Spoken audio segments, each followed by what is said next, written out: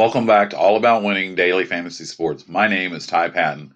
I really enjoy producing these videos, but my favorite is when I get to take all this research that I've gathered through the previous week and put it all together and build winning lineups.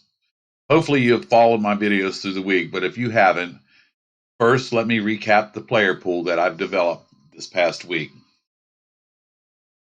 The quarterbacks that I'm going to be using in the player pool are as follows: Russell Wilson, Matt Stafford, Jameis Winston, Derek Carr, Mitchell Trubisky, and Philip Rivers.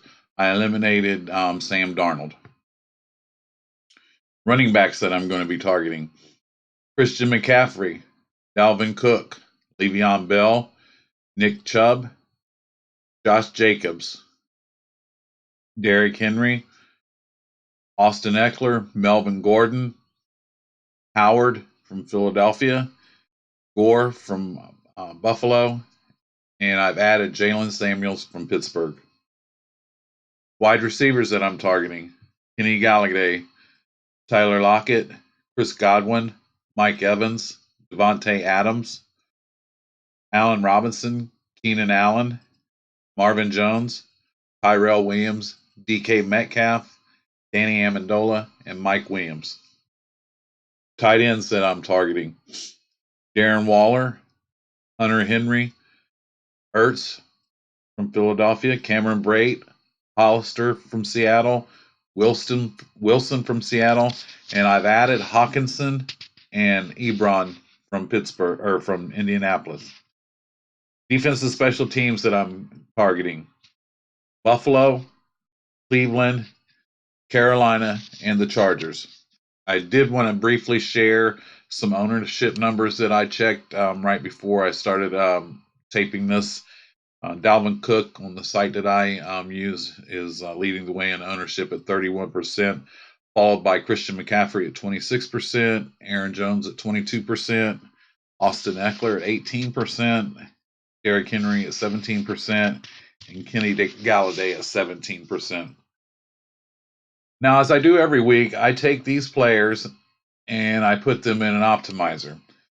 I run the optimizer for 150 lineups. I put a rule in there: the quarterback must have at least one target from his team.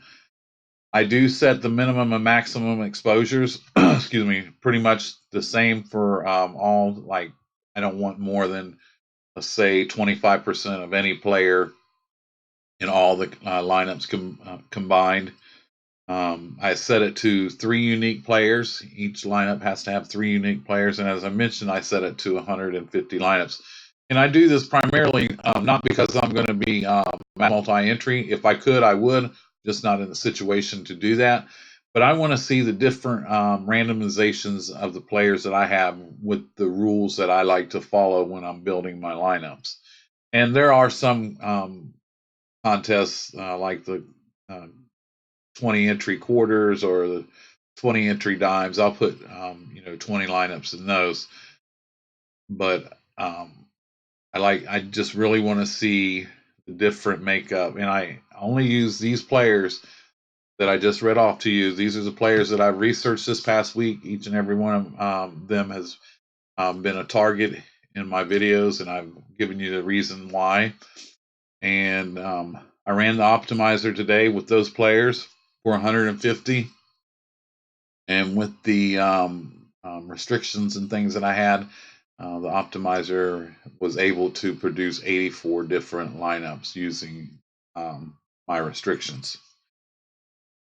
Now, as I always do, I like to share the very first lineup that the optimizer spit out. And then this week, quarterback was Jameis Winston. Running back, Jalen Samuels. It's looking like he's going to start. He's going to have really high ownership because he's a starting running back. He's not going to be sharing carries with anybody. He's $4,000. Across the industry, they call that a free spot. Let's just check the note here on Jalen Samuels. Took all the Steelers' first team reps during Friday's practice and appears on track to start at running back Sunday against the Colts with James Conner listed as doubtful. I'm pretty sure Conner is going to be out, and I believe the only other person that they have other than Samuels is Trey Edmonds. So Samuels is going to get the bulk of the work in this game. As I mentioned across the industry, they call that a free spot. Next running back was Nick Chubb.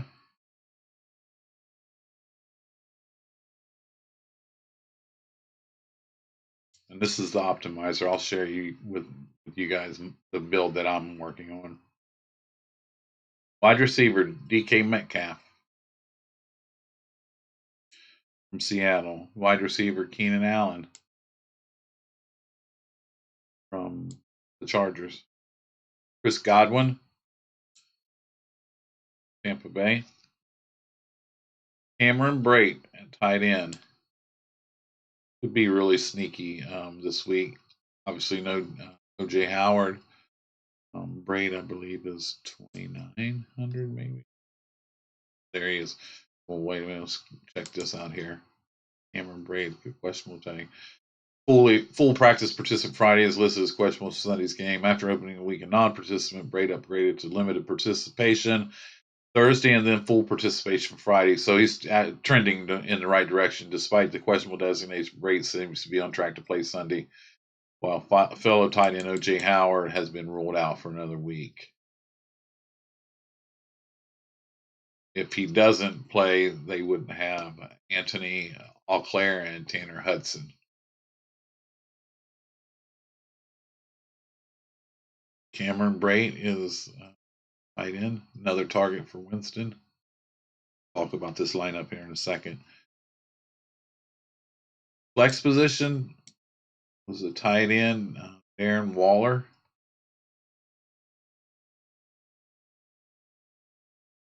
He is 66,000. Oh, 6,300.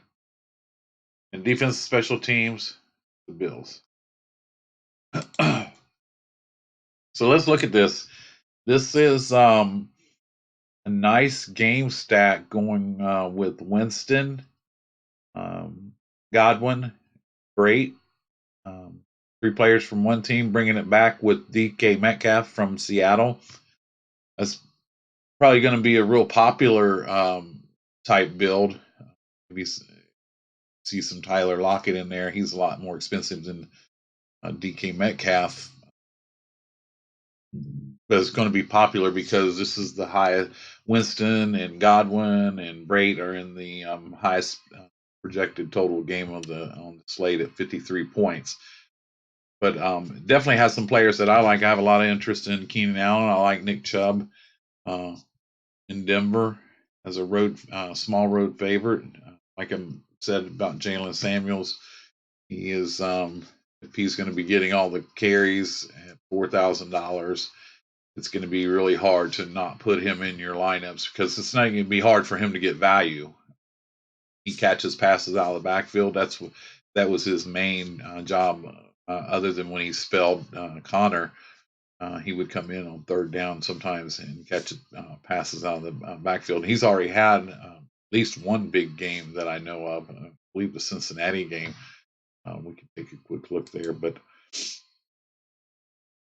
definitely have to consider him. Yeah, Cincinnati had 23 points. He carried the ball 10 times for 26 yards, caught 8 passes for another 57, and had a touchdown. So he's had 4 targets, 8 targets, 1 target, 2 targets. So they like to throw the ball to him.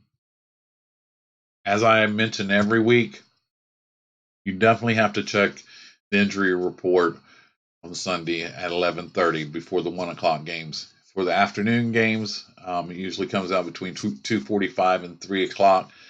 Just make sure, even if your player doesn't have a tag right now, make sure, because there's been instances where the last minute or somebody has a flu or pulls something during warm-ups. You never know. But so always check that and build your lineup. So there's one player in here with the questionable tag, but definitely want to check Samuels if something happens. Pittsburgh's been playing possum with Connor, and he's going to get some carries tomorrow. Then you have to lower your expectations for Samuels.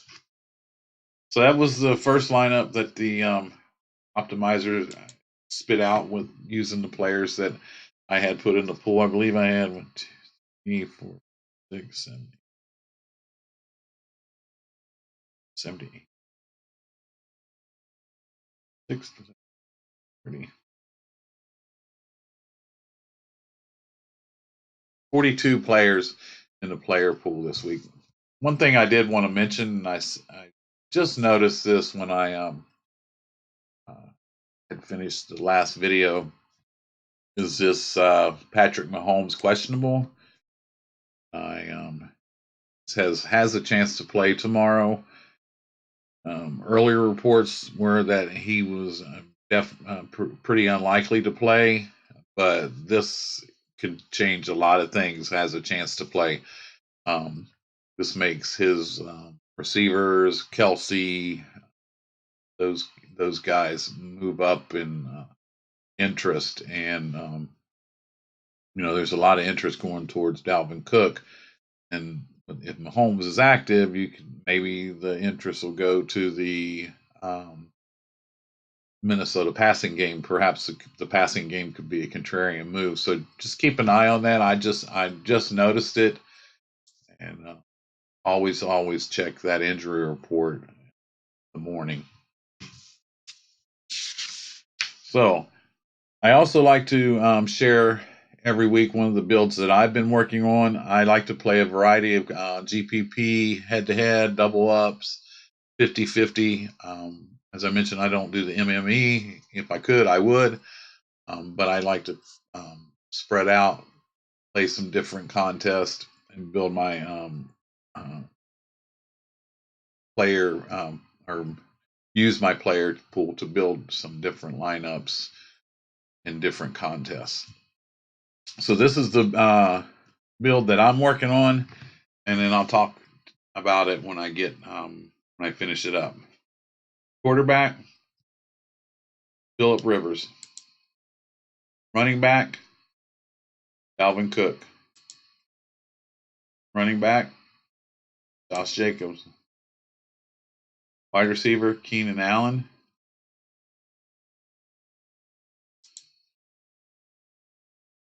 Wide receiver, Marvin Jones. Receiver, Michael Williams. Tight end, Luke Wilson. Flex position, I like Ertz from Philadelphia.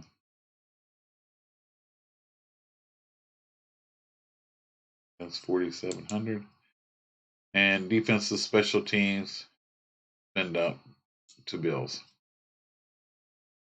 Left $500 on the table. I have a small team stack going here with Rivers. He's one of my favorite quarterbacks on the slate. I really like his price. I'm looking for a lower owned quarterback this week. My build. This game script, I like the possibility of a potential shootout. The game actually has a over under of 48.5 points. The Chargers are a small home underdog, and I like the Rivers Allen Williams combo. Dalvin Cook at running back, I like him a little bit more than Christian McCaffrey, not just because of price, but because of the matchup. I feel like it's a much better matchup for Cook, even though I have to agree that McCaffrey is matchup proof. I like this one slightly better. I like Cook slightly better. Underneath Cook is Josh Jacobs. I know there's a lot of interest. I've heard and read a lot of things, a lot of interest in Derek Carr this week as well. Potential passing game with Tyrell Williams being back and Darren Waller. I expect this game to have a lot of points on the boards. It actually has the second highest total on the board at 50.5 points. But I feel like Jacobs, if Oakland has a preference, it's going to be to try to control and win this game do the running game and not have to put the ball in the air a whole lot. So I definitely like Josh Jacobs, and bringing it back with this being the second highest total on the board, I do want some exposure to it, and that's why I have Marvin Jones at wide receiver. I like him a little bit more than Kenny Galladay this week. Galladay had the big week last week. It could be a little bit of recency bias there. And from the ownership that I've seen, Galladay is up there. He's actually one, two, 3, 4, 5. He's sixth right now in ownership. So Jones could be a nice pivot off of Galladay. Then I have another target with Rivers, Williams, and I have Luke Wilson, tight end from Seattle. Tampa Bay is on this slate is giving up the most points per game to the tight end, just a little bit over 20 points per game to the tight end position. So I definitely like Luke Wilson. A lot of people will probably be going to Tyler Lockett and DK Metcalf, but Wilson and his price allows me to spend up in some other areas. As I mentioned in all my videos, pretty much I do not punt any position. So even though Luke Wilson was at 2,900, that's not because I don't think he will get value. 2,900 is actually pretty easy for him to get value with a handful of targets, maybe a shot, touchdown. Definitely get him there. In my flex spot, I rarely do this, but I have a lot of interest in Zach Ertz this week. He hasn't had that big game yet. They're at home. They're a favorite.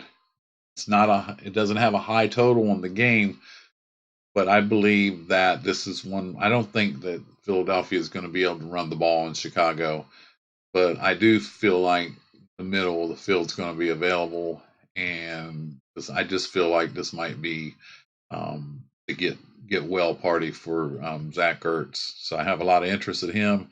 You think about the year that he had last year, you would never ever see Zach Ertz at $4,700. He's not having that type of season this year, but I really like him this week at that price. Defense and special teams, Bills. I rarely ever spend up for the defense position. I don't spend all the way down, meaning to just punt. I try to find value about midway, but I do like the Bills, especially with Haskins getting the nod as a starting quarterback for Washington. This is not going to be an easy trip going into Buffalo, first start. So I see the possibility of turnover, maybe return for a touchdown, possibly a couple. The lowest total on the board at 37. Buffalo's a 10.5 point home favorite. Just checks all the boxes, and just want to have a little bit of I wanted to have exposure to their defense this week. So there you have it.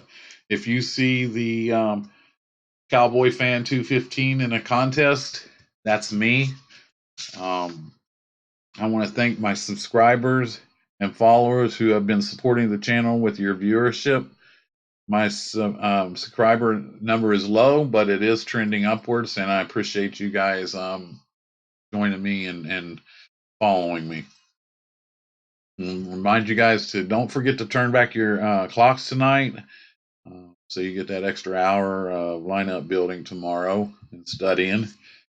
Don't forget the injury report, 11:30 in the morning and 2:45 to 3 o'clock for the afternoon games. It's vitally important. Don't forget to look at that. It doesn't matter what contest you're in. It's hard to come back from a zero in any position. I will be back tomorrow to do the Sunday Night Football Showdown video between the Patriots and Ravens. That should be a really good game tomorrow night. Good luck to you guys tomorrow. I'll be looking forward to hearing some responses or comments or opinions on Monday about how your weekend went. I'll be rooting for you. If you would do me a favor, share this video, hit the like button, subscribe button, hit the notification bell so you get notified when my next video posts. I really appreciate it. It really helps me out. As I mentioned, I will be back tomorrow to do the Sunday Night Football Showdown. You can also follow me on Twitter at winning about, instead of about winning, it's winning about.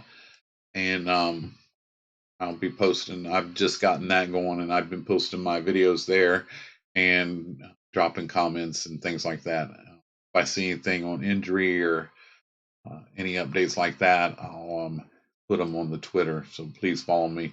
And as soon as I figure out how to put it below, I'll add the link to the. You can just link right to the Twitter again. Okay, again, thank you for joining me. Good luck tomorrow. My name is Ty Patton. This is All About Winning Daily Fantasy Sports. Have a good evening.